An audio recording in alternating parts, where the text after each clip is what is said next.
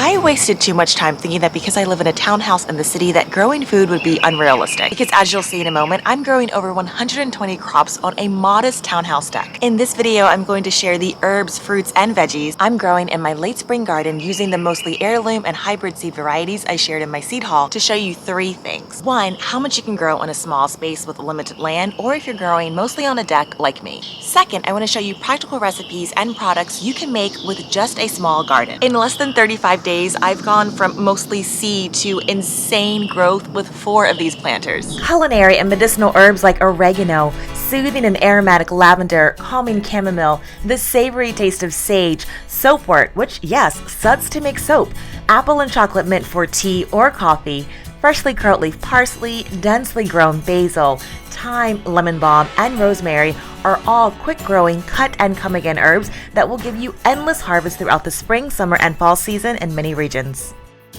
Fruits like tomatoes, strawberries, and vegetables like beans and celery are all quick growers that regrow after multiple cuttings.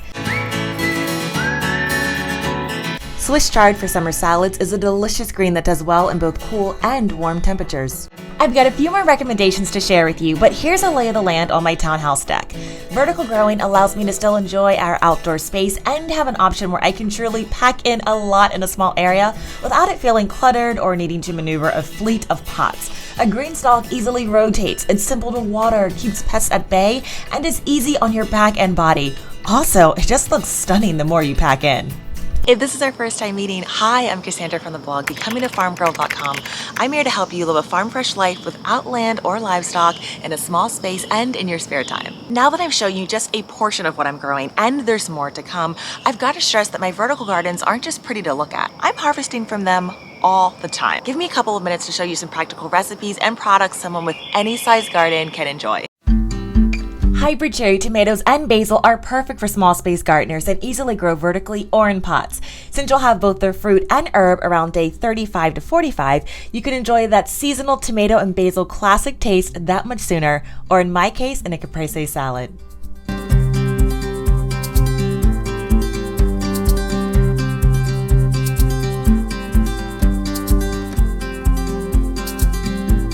Y'all know I simply adore fresh basil and wish that I could grow it year-round. A close second to that is by preserving it so that I can enjoy my garden basil deep into late fall and the winter. How? Well, by making basil salt and basil sugar. The method is so easy and you'll be surprised how often you find yourself reaching for it.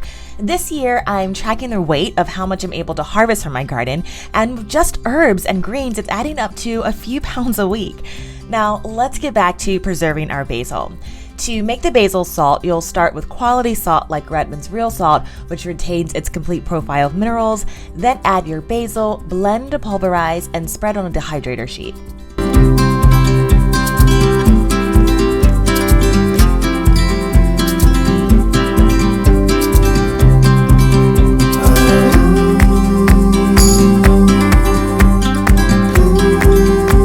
You'll follow the same method to make basil sugar, which will be a bit more moist than the salt, and I've left both of those recipes in the description box.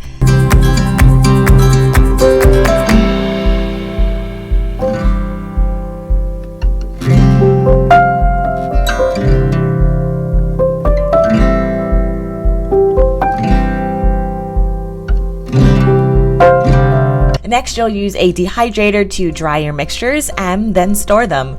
Sugar and salt are natural preservatives, so they'll keep for several months in an airtight container. Now, basil sugar is excellent to sweeten hotter iced tea or sprinkled over strawberries or in baking recipes. And either basil salt or sugar can be used for making homemade pizza or pasta dishes. And since Pizza Friday is a very real menu item in my home, these recipes get plenty of use.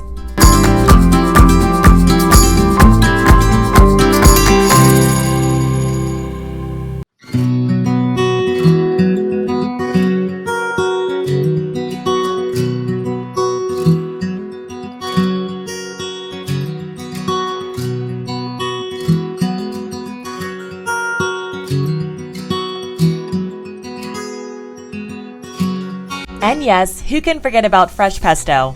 The first sourdough and turkey sandwich I make for this season is always the best, and soon I'll have enough pesto to last us in the freezer for the next year.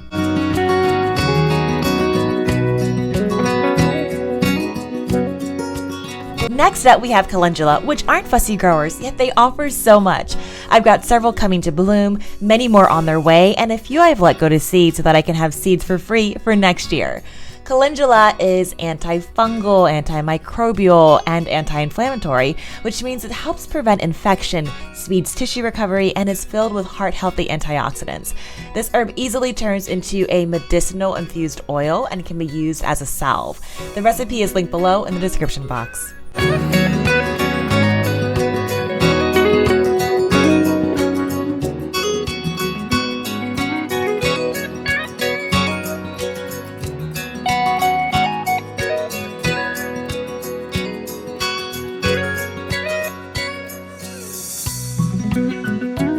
Even though I cut and cook with fresh herbs every day, they grow so abundantly that I dehydrate bunches of them to store for later use. A Greenstalk gives you 40 growing pockets that only take up 2 square feet, which can really keep you busy. When I want to keep things simple and quick, I tie my herb bundles to a hanger and suspend on doorknobs or my dining room chandelier.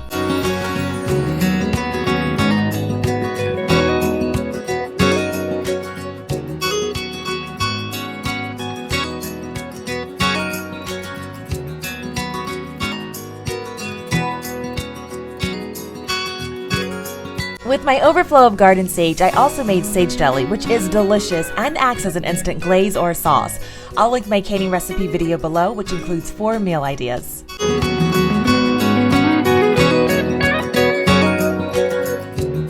One of my green stalks was just for leafy veggies. Greens like kale, collards, chard, and some lettuces continue to produce new leaves and can be extended into the summer season if kept well shaded, and into the winter if protected from frost using a frost cloth. Being able to harvest your own salad from your backyard, where you don't have to worry about anything spoiling on you, and the unbeatable taste of freshly picked produce can't be beat.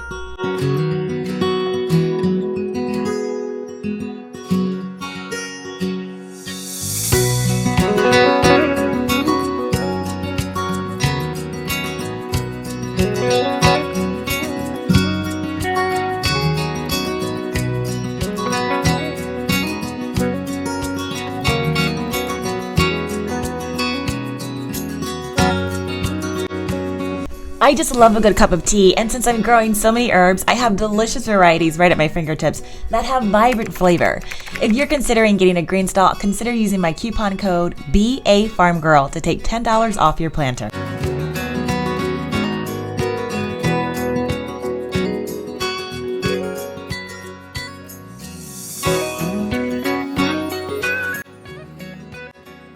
Here's a Greenstalk planter I need to revive for the upcoming season. Doing so is pretty simple. Since I started with a quality potting mix last season, this year I'm going to amend the soil with some additional nutrients like fish fertilizer and compost manure, then top off with some fresh mix for the seeds to germinate in.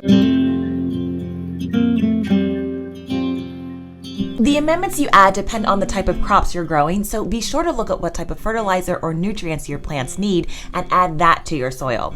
Seeds germinate best in a sterile soil, which is why topping them off with fresh potting mix rather than the soil used for the previous crop is recommended. When reusing soil, crop rotation is just as important for us container gardeners to combat pest pressure and disease. If you'd like to see a full seed haul of the heirloom and hybrid varieties I'm growing this season and a step-by-step Greenstalk build, I'll link those videos below.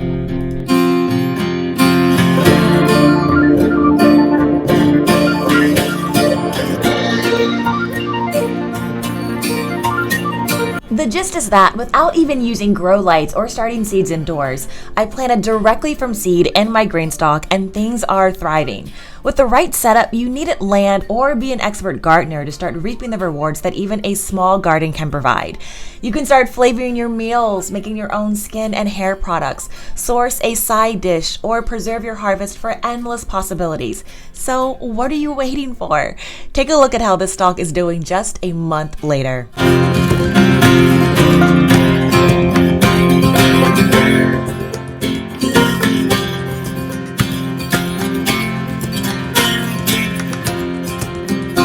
I'll see you in my kitchen or garden soon. Take care, friends.